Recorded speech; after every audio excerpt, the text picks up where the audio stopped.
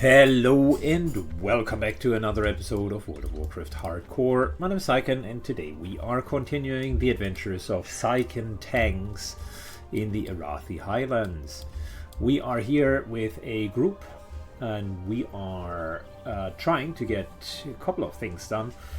Number one, we want to get Otto and the Falcon Crest done. We want to get Maris Cole done, both of which are elites that need killing. And we also want Maris's head. I think all of them are kind of there.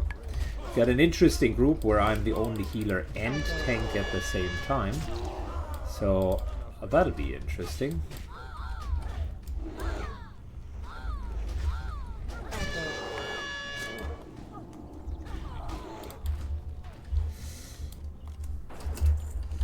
I can fill the healer role if the pets tank.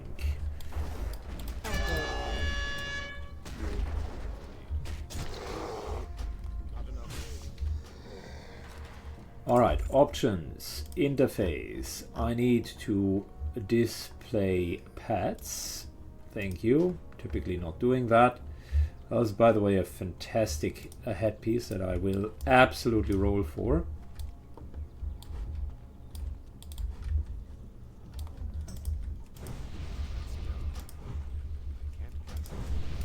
Can I get an int buff, please? And a bit of water.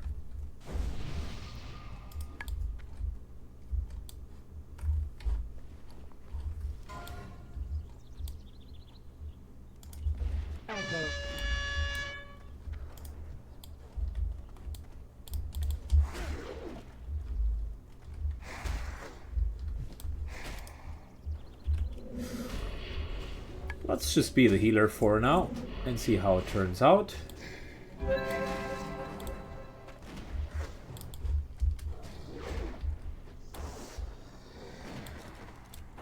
It's great to hear that your friendly mage tells you I got crap water, in which case I'm just going to drink my own crappy water.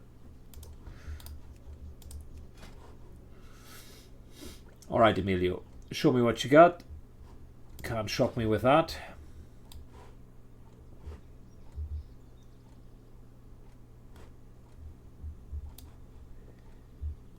We need a lot of badges here as well.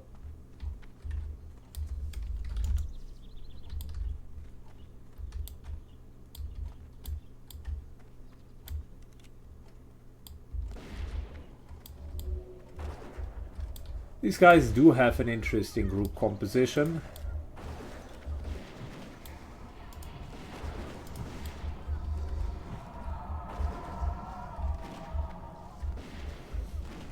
I'll be just mindful with my healing. Don't have even healing gear on. Should switch that as and when needed. For now. Putting up a new helmet.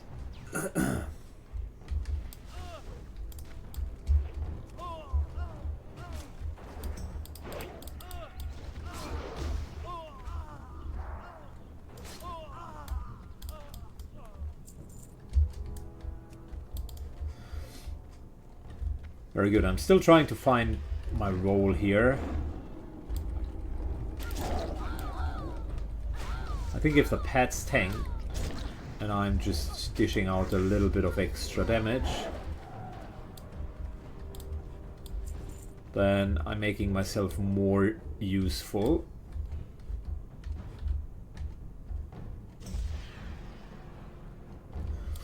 They're using all of the flares to get the hidden ones out.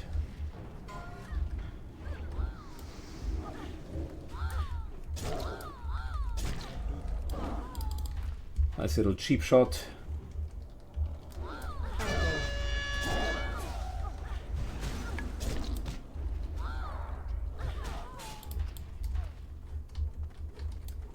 And so far we have not looted a single badge, didn't we? No, not one. Alright.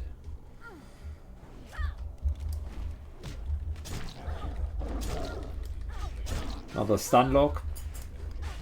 I think our stun lock isn't that great at the moment, but it still is something.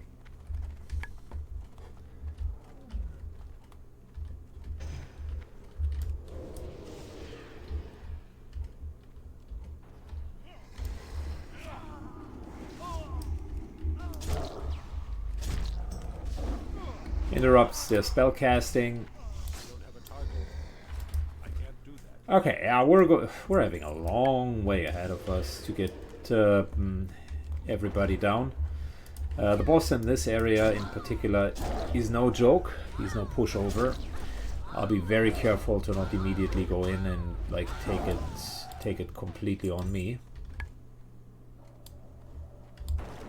Did I just get my first insignia? No.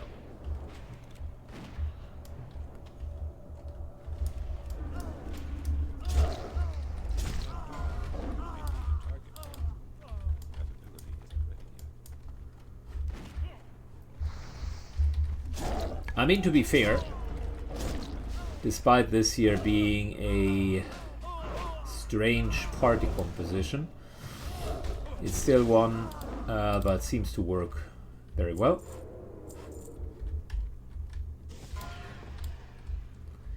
Two hunters, two mages, not normally the type of composition that you would be seeing.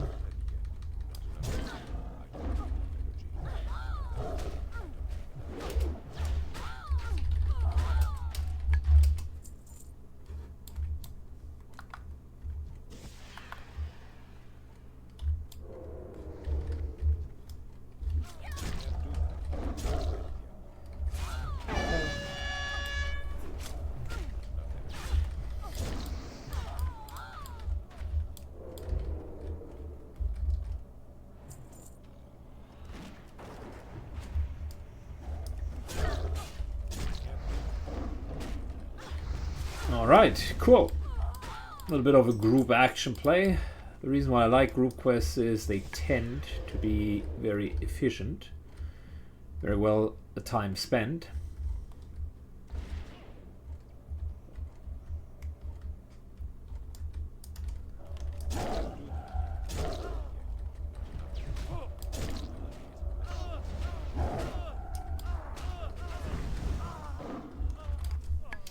We need CC with this pull. Traps and sheeps.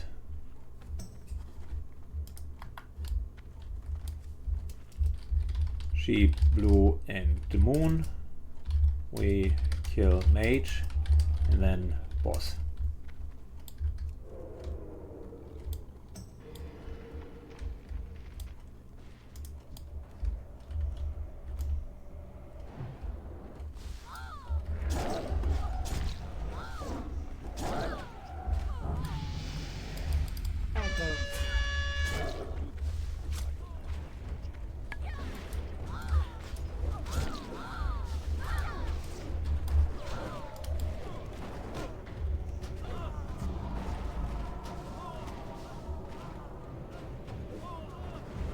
Like I said, he slaps quite a bit. Giving him some fairy fire. Switching into healer mode.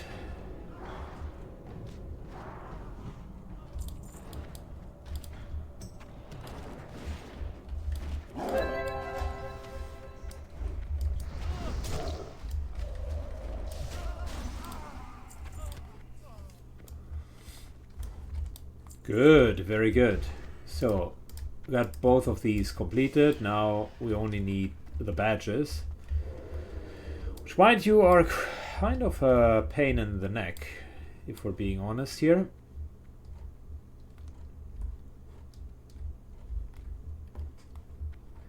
Not really sure if this group is even finishing them. Not really sure if this group is even finishing them. Anyways, I'll fast forward a bit and give it some time.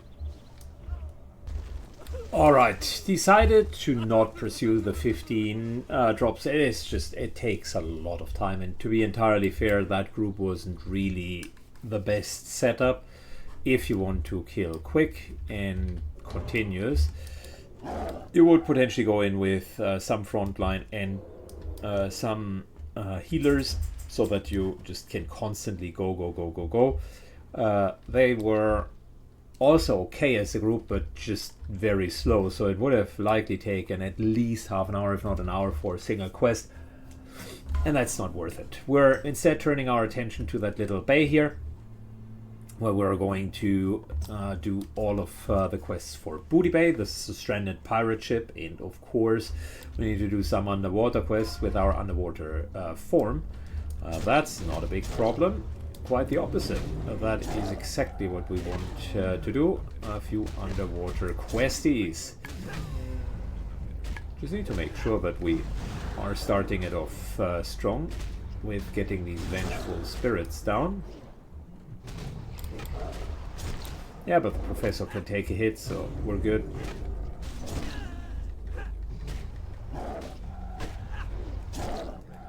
Eventually the spirit turns and we are left with a clever use of our resources. Professor automatically heals. We go into stealth again, and I think there's another wave coming. Well, no, I was wrong. There's not.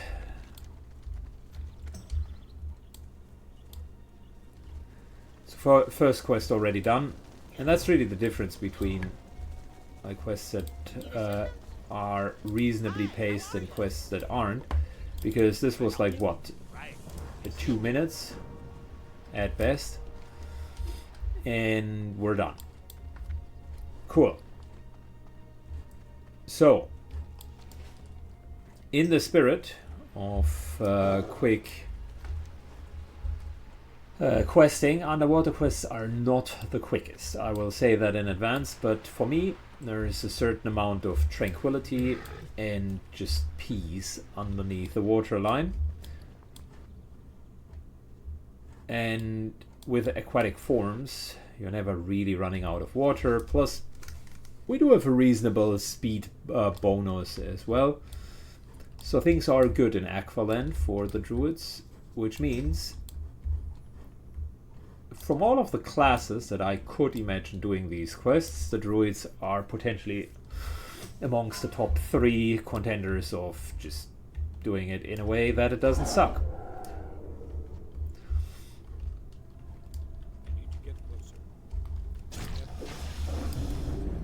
Need to work with the mana that we do have available a bit, because like the breath meter is a real thing.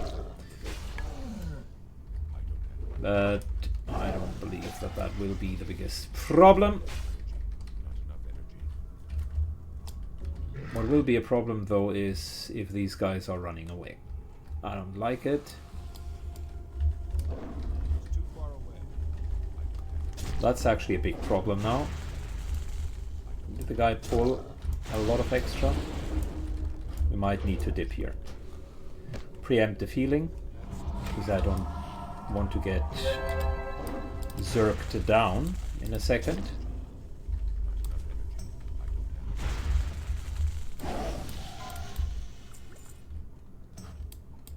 Did a couple of kills. We did not get the other Naga, and we are still in combat, which is a really bad sign.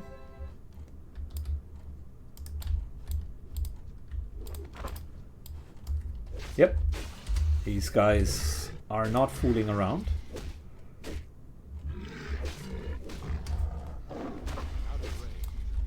Okay, we have enough breath. Okay, that's not good.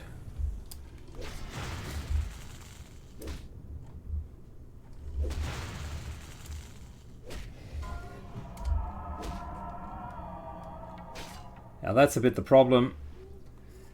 I realized it early enough to not be in grave danger, but our continuous shifting will cost us a lot of mana, and that was essentially a mana potion. There's another problem underneath the waterline, which is effectively not being able to drop target dummies.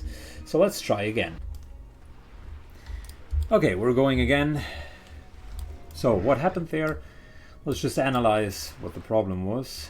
I mean, I know what the problem was, but let's just analyze it. These walls are not as solid as you might think. Matter of fact, they are not solid at all. The enemies can get through them, which is exactly what happened. And when they are getting through them, they are running and have the potential to kill, to pull other enemies. So, guy ran through, swam up, and essentially pulled 2 additional enemies, which all of a sudden, well, first of all, they swam into an oracle, and then on top of that, they pulled 2 additional enemies, which resulted in a quadruple pull overall. So that is really what happened there, and it's important as a hardcore player to assess when situations aren't going very well, and essentially early enough dip out of it so that you're not finding yourself in a unwinnable fight. I need to go through here in order to get these documents. I am trying to be like as fast as possible. I'm watching my breath meter, trying to kill 2 of these guys at a time before needing to shift back into form. Also watching my energy so that I can burst them shortly before they are down. Okay, so we're healing ourselves. Then we need time to regain breath. We're doing that. Then we're opening this, and I think, if I'm not mistaken, there is either on the other side or downstairs there is another clickable item.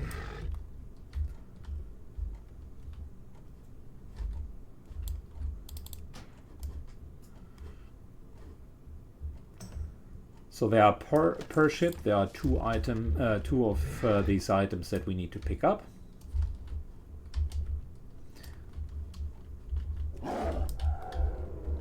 Pretty sure there is another one in here. There we go. Oh, it's the folly, but we're not picking it up right away. We're of course going to deal with the caster first. And yeah, since Nagas are running away, that's a big problem. We're waiting until the very end. We're staying inside them so that we have a little bit more time to attack. And then we're going to unload at the very end. Those little optimization tricks help you to stay alive. Underwater form is go-to solution for us. We still need to kill a few more of these guys, but I tend to start with collecting, because that is what really slows you down in the end. If you start killing first, that's not the right order.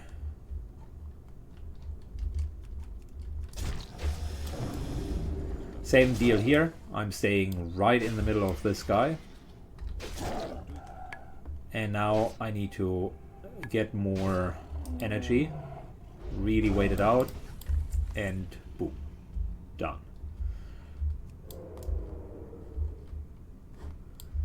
Same deal here. We need to be careful. Breath at halfway.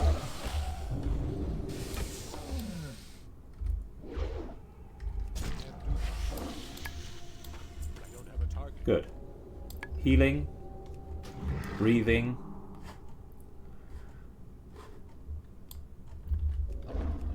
And then we're going in. In hindsight, I could have potentially taken a breath potion. Likely would have at least made the whole underwater thing a little bit easier.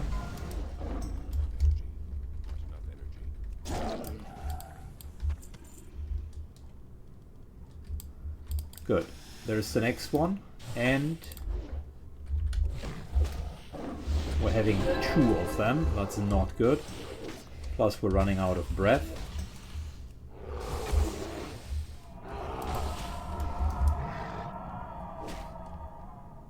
Typical situation where they are trying to like stall you underneath the water with a net. We're not letting that happen.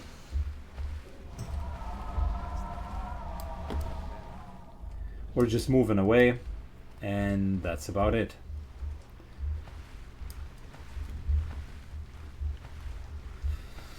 So yeah, they aggroed through the wall. Can very much happen.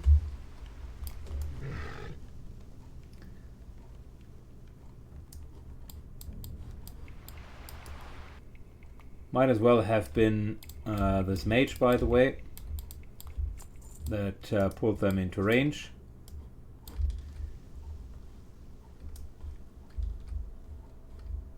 But that's neither here nor there, whether or not it was him. It's just an overall dangerous location. We gotta watch our mana as well. A little bit low. Might as well innovate ourselves now, because we don't have a drinking spot. There is a drinking spot on top of this boat.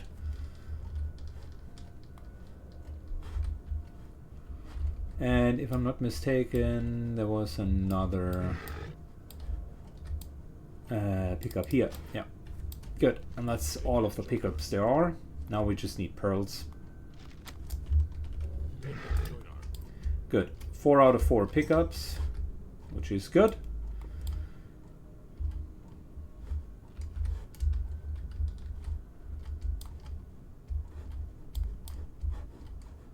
Time for us to do the a little bit less interesting part,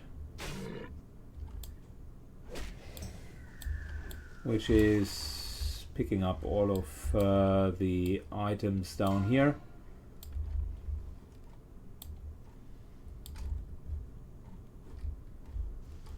Let me just showcase one for you. They're looking like these coral reef stones. Very, very well hidden.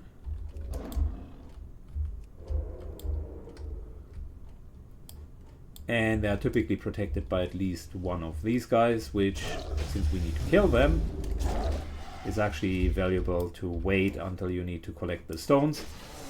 So at the moment we still need to kill 4 of these raiders.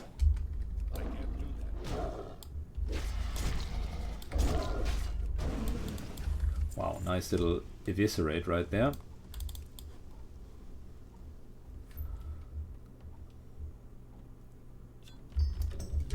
Good.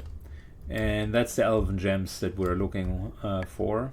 We need 10 of them, which is, in my perspective, the least amicable quest here. All of the others are somewhat palatable, but that one I always didn't like too much.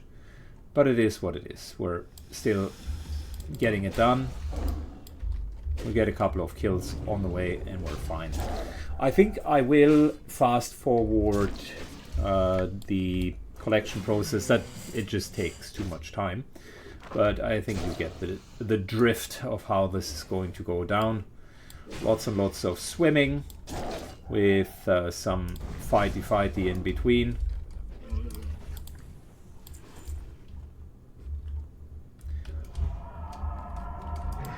And some collections. Alright, fast forward. Okay, so after a while of floating around, killing nagas and collecting these stones, this here is the last one that we need. And with that, we are truly and fully completed and finished. Let's swim back, and I think we got like 2 quests, 3 quests even, that we need to trade in. So the whole thing took like half an hour, but like I said, I'm personally feeling that this is a bit of a tranquil set of quests, and you got a quick one here with the cave, and then 3 that can be moderately longer. Let's try to change layers. I want to be in a layer where there is a fight, because I can't trade in my quests, eh? Okay, let's wait for a second. Very good. Layer switched. Problem with the quests avoided. We have one trade in.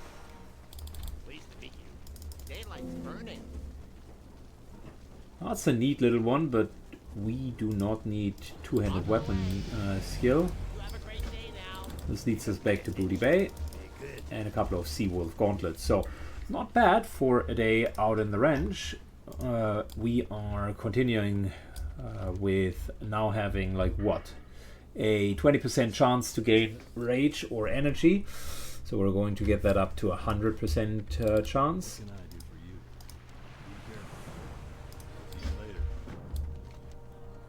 And we need to use that sample gem that we just received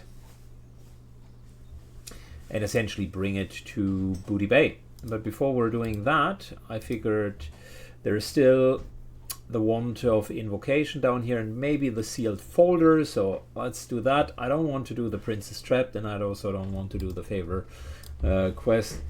That's a quest line that I personally don't like that much. We do have a few other quests available over here that might be interesting. So just solo, higher level solo quests that I can do now. Assassin's Contract, the Preserving Knowledge, likely a bit more difficult. Could try to do it. But definitely the Hints of a New Plague, Magical Analysis, both of that we can do. There are a couple of elite quests up there. Not sure if I want to do the, or if I even have the ability to do the elite quest, but let's head over to Hillspread and do the other quests there. We're anyways in the proximity, and my idea is if we can get a few more bars of XP in, say halfway to 42 for instance, then we can jet down to Stranglethorn, do the entire quests there, get to 42, maybe even 42 and a half, maybe even 43, at which point we are very, very nicely set up for what's to come. I still have one more region to theoretically quest through, which is the whole Duskwallow Marsh angle, where I believe we're a little bit on the high end side, so it would have been mid 30s. But what I'm really striving for is, say, if we are ignoring that, 43 is nice for Tenaris and is very nice for Feralis as well, because around 40 you do have that kind of dead spot, I would say, where really most of the quests are around the Badlands, and there's just a lot that you need to do. From a Badlands perspective, a lot that you need to do in a group. It's difficult to organize that. Not impossible, but just a bit more difficult. Anyways, let's head over to Hillspread. We're doing a few quests there. Find our rhythm, our groove, and then maybe it's an Alderman angle. Maybe it's an Alderman angle. Alright, we're continuing our little run here. I indeed got a group together. It took a while. I just finished individual quests in the north, but they weren't that interesting. I got myself a friendly mage and a heal paladin, so together we're actually kind of the perfect team in a sense, because we are tank, healer and DPS, which is good.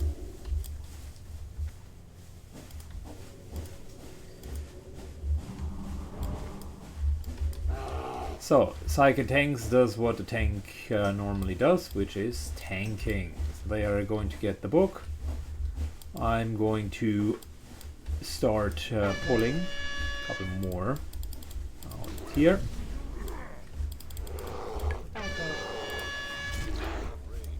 And really our job is to get that book. That was number one.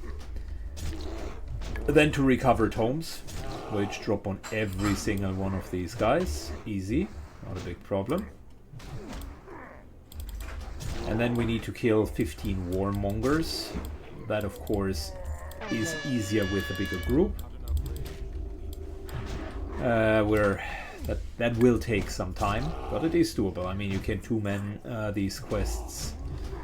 You can even, if you're a little bit over-leveled, you can even solo these, but it'll take more time, of course. However, XP is then also not shared amongst too many people, which is a positive one. I just need to make sure that I'm watching that the paladin isn't pulling extras.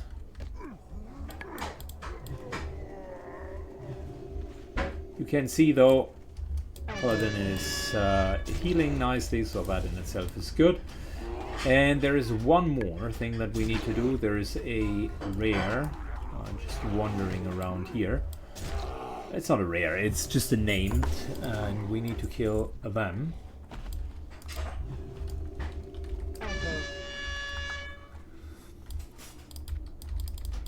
Which is the Stormwind quest that the Paladin brought with them. So, overall, I'm happy with what I'm seeing. Once we finish those quests, I think we're pretty much okay. Because there isn't that much left. So you can see here, Penadalt Tiara, that red line is where the rare is patrolling.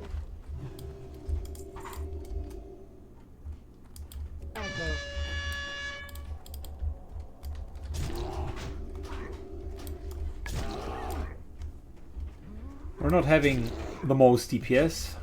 Was kind of a result of us running that tight group here. We really only have one DPS plus me, and it shows. Like if you compare, mages are also at this level not the best continuous DPS. Matter of fact, they are pretty moderate or mediocre. This here is the rare mob I was talking about. Paladin heals, mage drinks up and then starts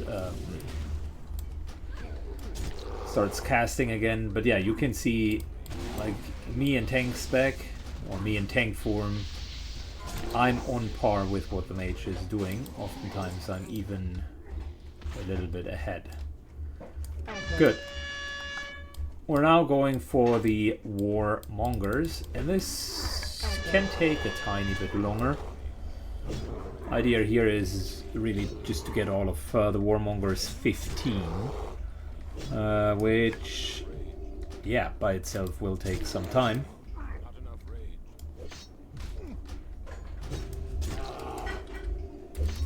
Just ignore the named ones, they do not drop anything, they are for horde quests.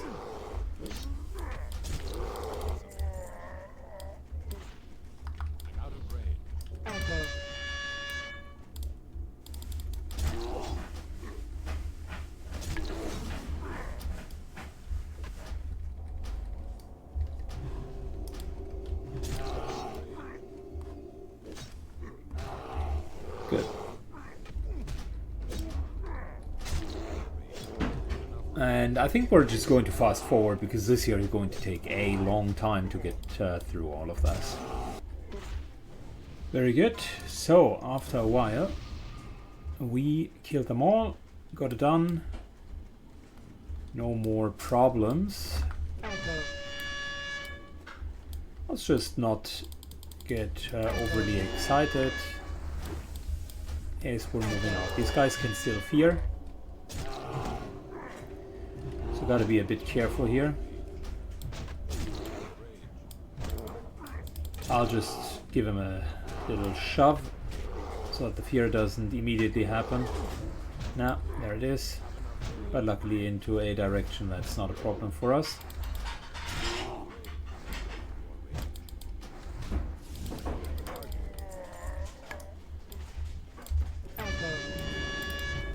Good, and we're on our way out. We killed all of the rares, we killed the warmongers, they just start to respawn. See, castle is respawning now. We were out of there just in time.